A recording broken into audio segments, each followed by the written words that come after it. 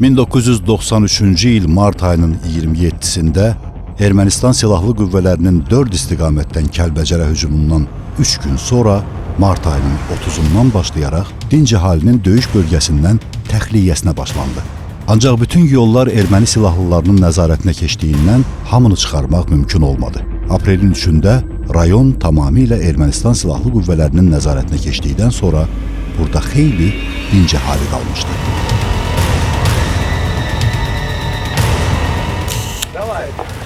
Dikkat!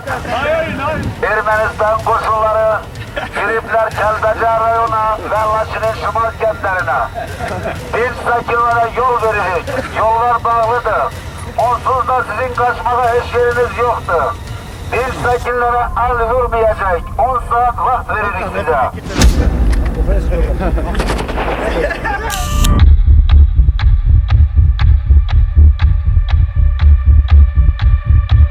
Ancaq hadisələrin sonraki gedişi göstərdi ki, qatı terrorçu Monte Melkonyanın başçılıq elədiyi quldur dəstəsinin dinc sakinlərə toxunmamaq vədi Xocalıda olduğu kimi burada da tələdən başqa bir şey deyilmiş.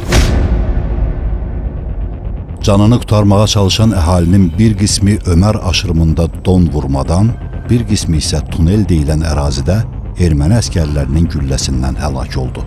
Aprel ayının 4-də Başlıbeldə ilk erməni silahlı dəstələri göründü. Onlar tərk edilmiş evləri talan edərək yandırır, çıxmağa macal tapmamış dinc sakinləri qətlə yetirirdilər. Kənddə qalan 62 nəfərdən 48-i Başlıbel kəndinin, 1 nəfər Taxtabaşı kəndinin, 4 nəfər Laçın rayonunun sakini, 9 nəfər isə kəndi müdafiə edən hərbi qulluqçular idi.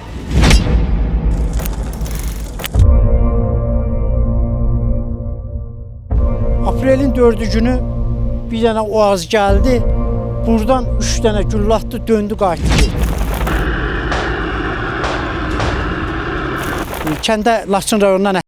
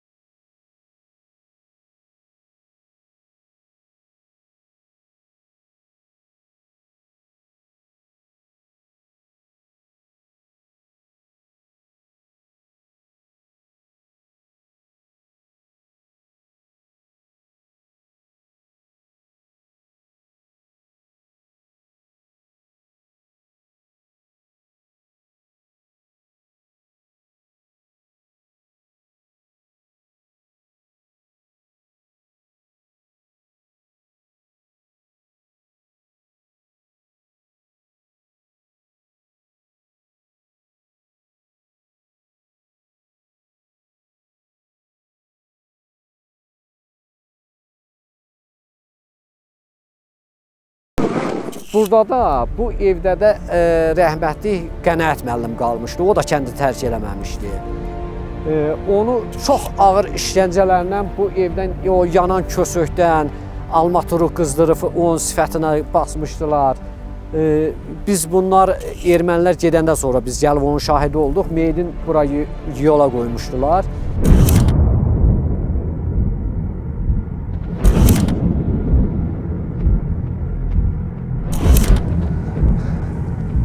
Həmin o qanlı qadalı günlərdə kəndin bütün əhalisi öz evlərini vaxtında tərk edə bilmədi. 9 nəfər həlak oldu. 5 nəfər isə girov götürüldü.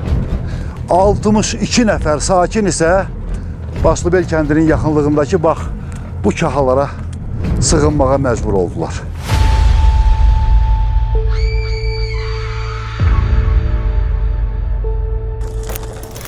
Çəkiliş qrupumuzun bura qalxdığı gün 31 ildən sonra məhz həmin günə təsadüf eləyir. Bu ağır hava şəraitini özünüz görürsünüz.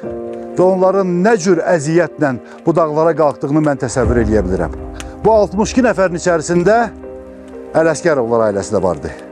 Başda 75 yaşlı Ələsgər kişi olmaqla 7 nəfərdən ibarət bütöv bir ailə. Mən məskunlaşdığım kahanın bir tərəfi tam açıq idi. 2 gün o daş çəkdim. Onun həmən yeri hördüm. Hördükcən də arxasına torpaq tökürdüm.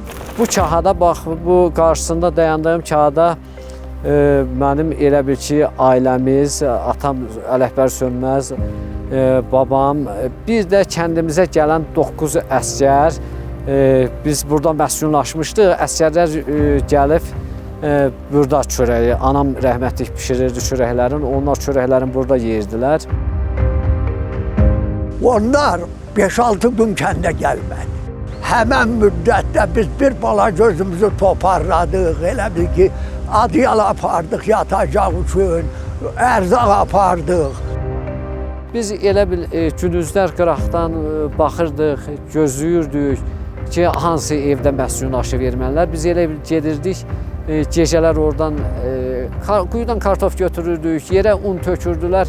Baxırdıq ki, o qalan unlardan gətirirdik.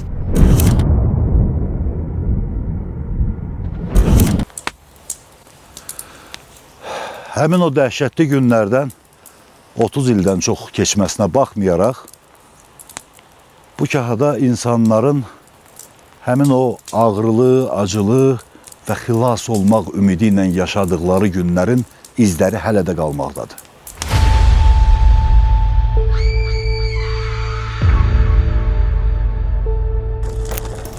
Ümumiyyətlə bu kahalara baxanda, bu insanların sarsılmaz ruhuna,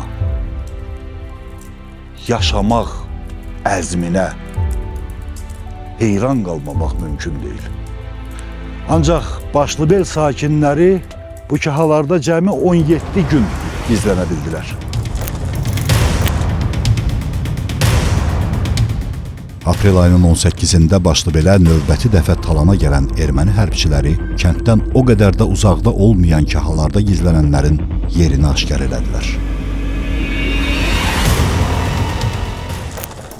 Gəldilər mədəniyyət evinin yanına çatanda başın dayandı, yerə xeyli hərbiçi töküldü. Mən tez qaçdım, uşaqlara xəbər verdim ki, belə gələnlər oldu. Biz tərəfə əllərin uzadıb nəysə deyirdilər. Səlim birinci çıxdı, əskər Səlim. Ged bu Niva çıxdı. Niva ilə onlar kəşfiyyata gəlib. Ural markalı maşını bu yuxarı tərəfdə daş karyeli var. Hərbiçilər də gəlib orada onları gördüyüklər. Niva saymaz yana gəldi, kahanın qabağından çıxdı, kahanın başından. Getdi arxa tərəfə, aradan biraz keçmiş, gördük 2 dənə hərbiçidir, qabaqlarına xeyli qoyun yığıb gətirir. Arxasıncan da Niva yavaş-yavaş gəlir. Onlar bizim kahanın qabağına çatanda kahanı ateşə tutdular. Kahanı ateşə tutanda Səlim də bunlara güllatdı. Aprel ayının 18-i demək bu kağıda anam çörək pişirirdi, burada anamın yanında oturmuşdu. Buralar bir anlıq elə bil cəhənnəmə döndü. İnsanların fəryadı buraları, elə bil fəryad səsi buraları. Əsgərlərdən burada Vüqar, Müzahim, Müşfiq, Xəlil rəhmətlik. Burada başladılar döyüşməyə. Rəhmətlik Vüqar burada başladı onlarla döyüşməyə. Qumbara tulladı, 4 nəfərini öldürdü. Ondan sonra onlar kahya girməyə qorxdular, yaxın gəlməyə qorxdular. Başladılar kahya qumbara tullamağa. Qadınlar arxadaydı, əsgərlər də qabaqda. Vüqar dedi ki, bəs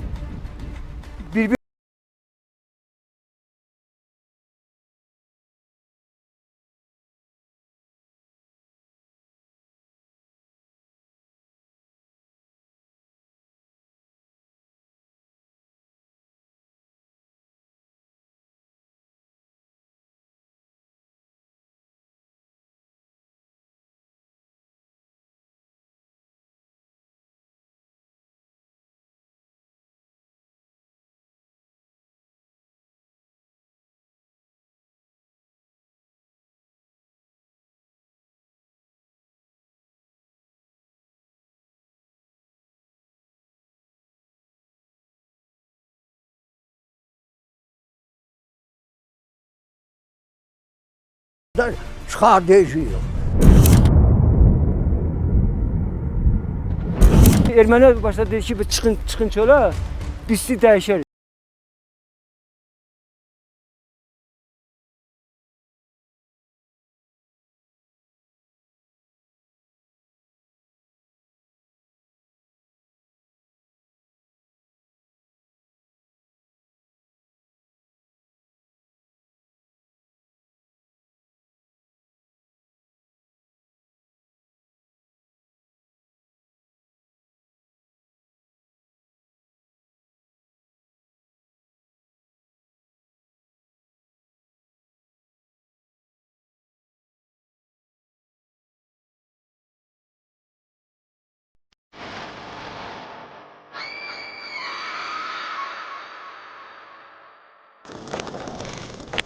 Sonra abi çıxdı çölə.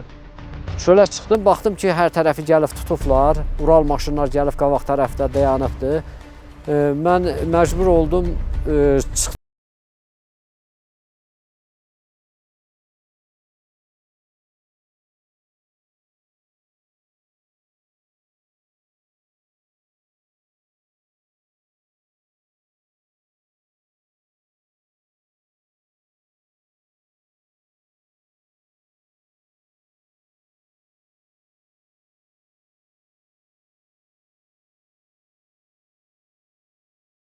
Yanımızdan, Kahadan tutub apardıqları gürovların yığmışdılar ora dəriyə. Mənə dedilər ki, get gürovların içində dayan. Mənim burada olanda 14 yaşım olmasına baxmayaraq, düşmənlərin, ermənilərin burada elədiyi vəhşiliklər, o törətdiyi cinayətlər ömür boyu yaddaşımdan silinməz də. Yəni o dəhşətlər, buradakı o ah-nalə, fəryadlar ömür boyu yaddaşdan silinməsi bir şey deyil. Mən bu çöldə olduğum müddətdə bu ermənilərin vəhşiliklərinin hamısını öz gözlərimlə gördüm. Onlar bu gün də mənim gözümün qabağından getmir. 5 yaşında uşağa bir təpik vurdu. 10 metr bəlkə uşaq uzağa düşdü. Erməni elə bil biraz başı qarışmışdı da, getdik gürovları yığmışdılar aşağı ora. Gürovların yanında uca heç kim yox idi. Oradan qardaşım dedi ki, qaçmaq lazımdır, girov getmək olmaz. Qaçaq bəlkə güllələsinlər ev yox, girov getmək. Biz oradan qaçdıq, yəni qurban olmalılar. Allahın möcüzəsi bizi tuta bilmədilər. Nə qədər fişəng atdılar göyə, nə qardılar, tuta bilmədilər. Biz çıxdıq oradan qaçdıq. Gecə bir külək başladı, bir tufan qopdu, qar yağdı. Yəni ermənilər bu soyuğa tab gətirə bilməyərək burada olan cəmaatın bəzilə qadınları və uşaqları yığdırıb apardılar. O vaxtı biz Kahya çəkiləndə hamısı qoca insanlarda əksəriyyəti. Onların içində kişilərin elə 4 nəfəri Böyük Vətən müharibəsi iştirakçısı idi. Onların biri Səlimov Hüseyin, 1-ci qrup əlilidir. Aprelin 18-dəki döyüşdə ermənilər onu aparıb kətdəki mədəniyyət evində diri-diri yandırmışdılar.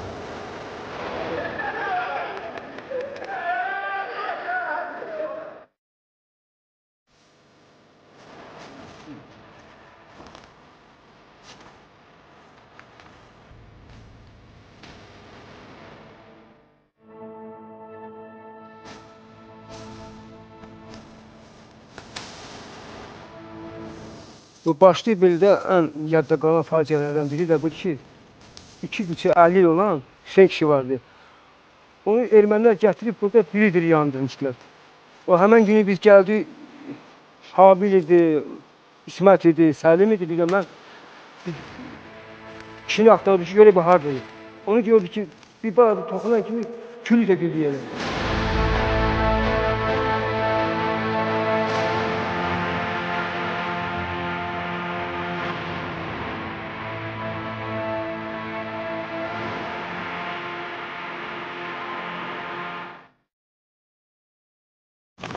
Saat piyə qalmış, elə bir şoqun, elə bir tufan qopdu ki, bunlar çöldə dura bilmədi.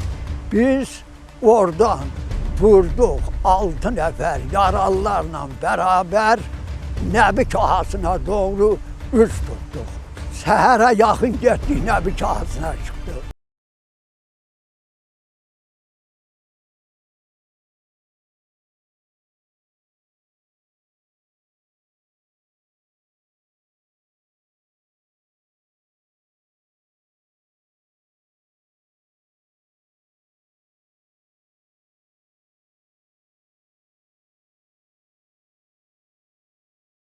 Orada erməni gəldi çıxdı.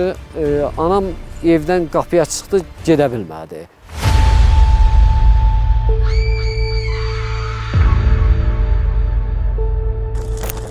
Hamı qoydu, çıxdı, getdi. Əsgər müzahim var.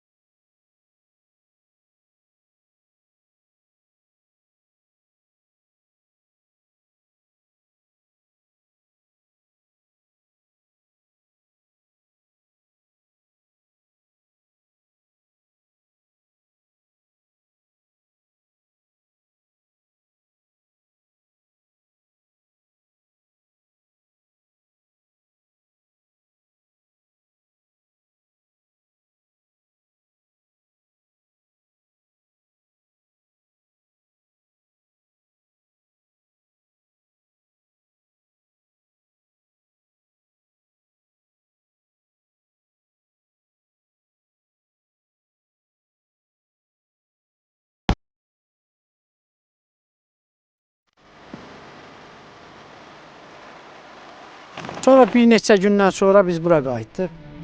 Papam dedi ki, buradakı rəhmətə gedənləri, şəhid olanları dəfn eləmək lazımdır.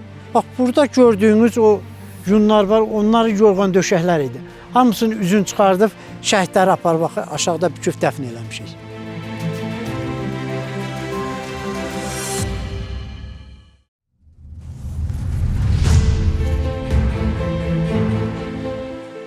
Burada aparılan döyüşlərdən sonra demək olar ki, möcüzə nəticəsində sağ qalmış 30 nəfər bu kahalardan çıxaraq buradan daha yuxarıda xalq arasında Qaçaq Nəbinin adı ilə bağlandırılan başqa kahalara köçməyə məcbur oldular. Ancaq o zaman özləri də bilmirdilər ki, onları burada 3 aydan artıq davam edəcək əzablı günlər gözləyir. Biz burada sanki bu 113 gün yox, 113 ilin əzabını çəkmişik. O 4 ay, 113 gün müddətində nə qədər hadisələrlə rastlaşmışıq, qorxudan düzdür. Elə bil onlarla qabaqlaşmağa, çünki bizim silahımız yox idi, bizim başqa cür onlarla atışmaq imkanımız yox idi. 4 ay əzab işgəncələrlə orada yaşadıq. Ondan sonra dəstəmizdən bir qrup yola düşüb gəldi ki, görək elə bil ki, nətərdə gedə bilərik.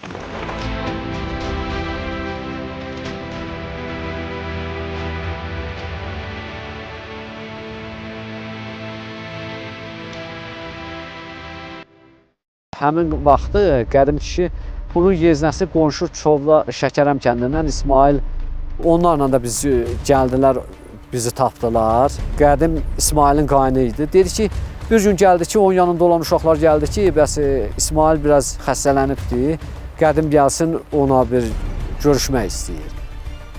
Bir neçə gün gözlədik, qədimdən xəbər çıxmadı. Biz qayıtdıq, dedik ki, gedək görək bəlkə nəysə başlarına bir iş gəlibdir. Həmin yeri getdik ki, yazıb qoyublar ki, biz artıq buranı tərk eləmişik. Bizim orada həmin vaxt radiomuz var idi, akkumulyatorundan, maşın akkumulyatorundan xəbərlərə qulaq asırdıq.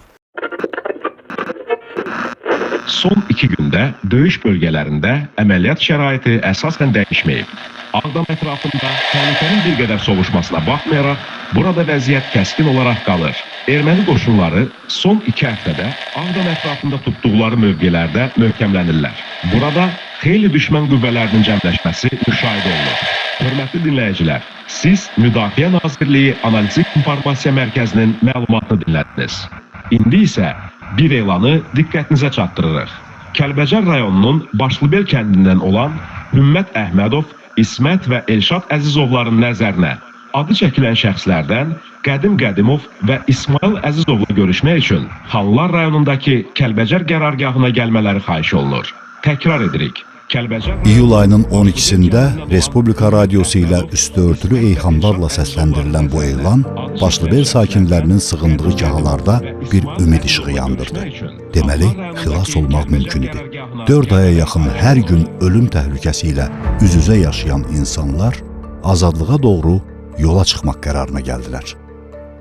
Biz artıq qarşımıza məqsəd qoyduq ki, bizim ərzaq da tükənmişdi. Bizim qalmaq onsuz da burada ölümə qalmaqdır. Fikirləşdik ki, elə gedək yoldan nə cür olar. Keçib gedə biləriksə biz də gedərik. Qırılsaq da yolda qırılarıq. Mənim babam Ələsgər kişi dedi ki, mən getməyəcəm. Mən buranı tərk eləməyəcəm. Biz ona 2 gün nə qədər yalvardıq. Dedi ki, mən doğma yerimi tərk eləməyəcəm. 113 gün mühasirədə yaşadıq. Artıq elə bil erməni gəlib kənddə məskunlaşırdı.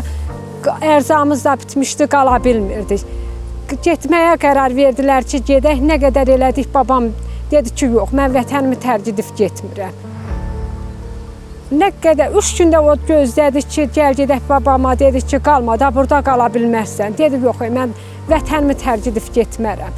Oradan ən çətin günüm babamdan ayrıldığım gün oldu. Ağlaşa-ağlaşa babamdan nə qədər elədisə gəlmədi. İyul ayının 17-si günü Başlıbeli tərk elədi.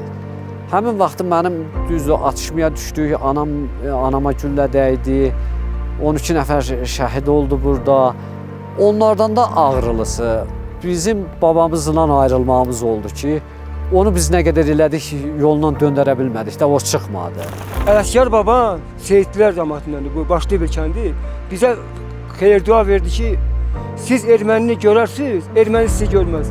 Həqiqətən də biz artıq bizi buranı tərk edib gedəndə biz erməni gördük, onlar bizi görmədi. Mən orada gördüm ki, həqiqətən ki, öz təsdiqini tapdı. Tək o acı xatirələrdən, o günlərdən elə bil o xatirələr yox, bu əşyalar da qalıbdı. Uşaq vaxtımda o mühasirədə geyindim, bu palto. Bu binokolla da gedib gizlənib daşlardan erməninin kənddə törətdiyi vəhşiliklərə baxırdım. Bu iplə də Tərtərin çayından Daşkəsən istiqamətinə gəlməyə, gedəndə sudan keçməyə köməyimizə gəldi. Bununla keçmişik suyu.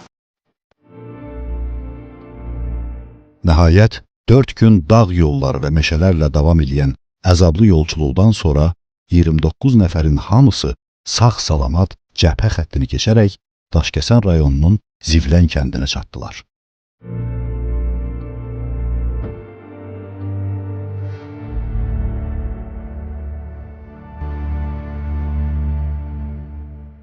Faciələrlə, əzablarla və eyni zamanda qəhrəmanlıqlarla dolu Başlıbel dastanında insanı ən çox təsirləndirən məqamlardan biri də 75 yaşlı Ələsgər Kazımovun verdiyi qərardır. Nədənsə mənim yadıma 1992-ci il may ayının 17-sində Laçında yol kənarında rejissor dostumuz Nizami Abbasın çəkdiyi taqətsiz qocanı və onun söylədiyi sözləri xatırlatdı. Aksaqqal, Seyid, eşdiksiniz, Seyidsiniz, cəddiniz var sizə. Var inşallah. Bu millət torpağı tərk edib gedir, bunun haqqında nəsə ola bilər? Qalibədir, qalibədir. Vallahi qalibədir. Qayıdacaqlar, vallah qayıdacaqlar. Yəqin ki, öz doğmalarının arxasınca Ələsgər kişi də həmin kəlmələri pısıldayıb. Qayıdacaqlar, vallah qayıdacaqlar.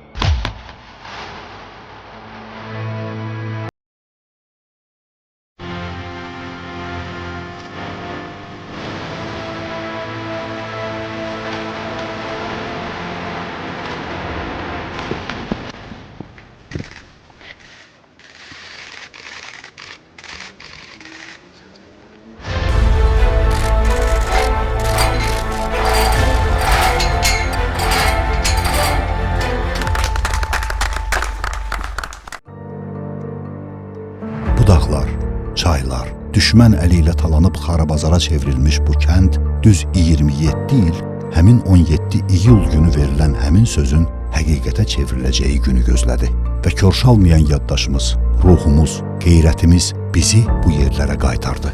Müzəffər Ali Baş Komandanımız, qəhrəman ordumuz sayəsində Başlıbelin ot basmış küçələrində, xarabazarlığa çevrilmiş yurd yerlərində dolaşan narahat ruhlar nəhayət rahatlıq tapdı.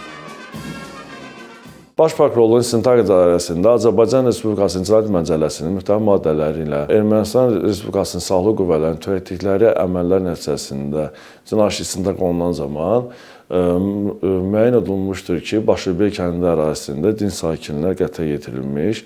Həmin müraciətlər yoxlanılan zaman şahidlərin dairəsi müəyyən edilərək ifadələri alınmış. Həmçinin hadisə nəticəsində zərər çəkmiş şəxs qismində tanınmış, o cümlədən baş vermiş hadisə nəticəsində qətlə yetirilmiş şəxslərin yaxın qohumları zərər çəkmişin hüquqi varisi qismində tanınılaraq dindirilmişdir. İstintaqla müəyyən edilmişdir ki, 18 aprel 1993-cü il tarixdə saat 15 radələrində Ermənistan Respublikasının silahlı qüvvələri Azərbaycanın dinc sakinlərini qeyd olunan mağarada aşkar edirlər. Və həmin vaxtı 12 nəfəri qətlə yetirirlər. Qətlə yetirilən şəxslərdən bir nəfər 12 yaşlı uşaq, bir nəfər isə 16 yaşlı yeniyetmə olur. O cümlədən qətlə yetirilən şəxslərin 6 nəfəri qadın, 6 nəfəri kişi olur. Daha sonra baş vermiş hadisə nəticəsində 14 nəfər girov götürülmüş. Onlardan daha sonra 9 nəfər psixoloji əziyyət çəkdiklərinə görə ölmüşlər. 12 may 1993-cü il tarixdə gecə saatlarında sağ qalmış şəxslər 12 nəfər qətlə yetirilən yerə gələrək onları 6 nəfər olmaqla 2 cərgədən dəfn edirlər. Şahidlərin ifadələrinə əsasən verdiyi məlumatlara görə 12 nəfər şəxsin qətlə yetirildiyi yerə baxış keçirdik. Siz gələndə meyitlər haradaydı onlar? Biz yanındaydı. Mənim meyidi biraz bu içəri istədi. Həman üçün meyidi bax oradaydı.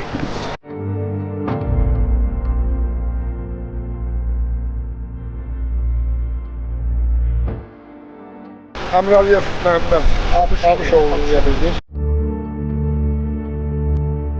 Gülarə Cəfərova. Neçənci qəbildir? 7-ci qəbil. Ayrıca su torbalara, selofan torbalara yığıldı və bunlar ekspertizada təqdim olunacaq.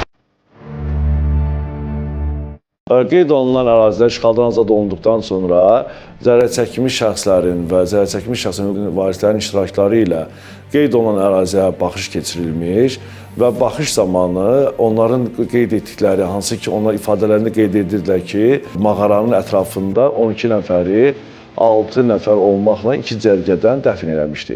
Amma bunları ifadədə qeyd edirlər. Lakin biz ərazidə işğaldan azad olunduqdan sonra həmən ərazilərə hadisənin həm şahidləri, həm zərər çəkilmiş şəxslərin iştirakla baxış keçirildi və baxış zamanı ifadə verdiklərindən eynilik təşkil elədi. 24 aprel 2021-ci il tarixdə məhkəmənin qərarına əsasən həmin 12 nəfərin meyidi ekshumasiya olunaraq müayinə edilmiş və meyitlər skeletləşmiş kəskin düşümlərə məruz qalmışdır.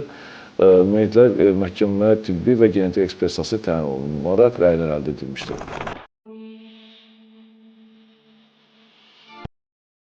Respublika Baş Prokurorluğunun İstintaq İdarəsinin müstəntiqləri tərəfindən aparılan zəruri istintaq tədbirlərindən sonra 2021-ci il sentyabr ayının 3-də Başlıbel qətliamının qurbanlarının qalıqları qalib Azərbaycan ordusunun əskərlərinin çiynində yenidən müqəddəs torpağa tapşırıldı.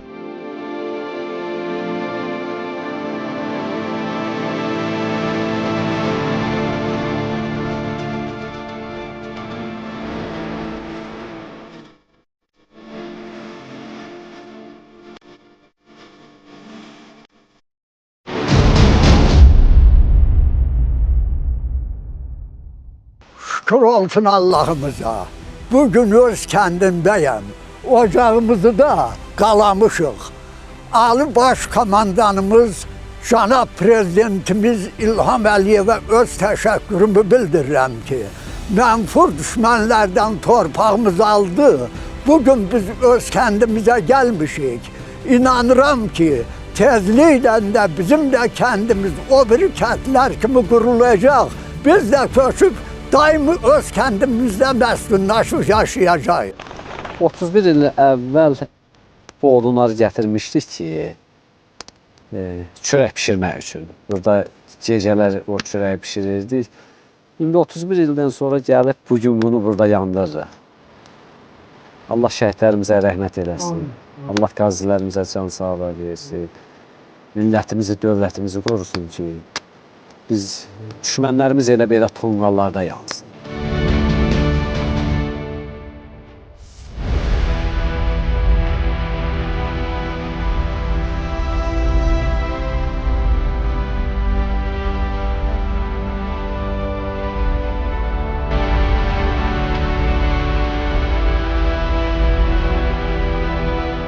Təqdim elədiyimiz bu film reportaj 113 günlük Başlıbel dastanının yalnız kiçik bir hissəsidir. Biz sizə bu faciəni hadisənin iştirakçısı olmuş Ələsgərovlar ailəsinin bir neçə üzvü və Azərbaycan ordusunun əskəri Müşfiq Əsgərovun dilindən çatdırmağa çalışdıq. Əminik ki, Başlıbel qətliamından sağ çıxmış insanların hər birinin yaddaşında günahsız soydaşlarımızın qanı ilə yazılmış öz Başlıbel dastanı var. Və biz zaman-zaman, təkrar-təkrar onları eşidəcəyik. Tə ki, yaddaşımız görşalmasın.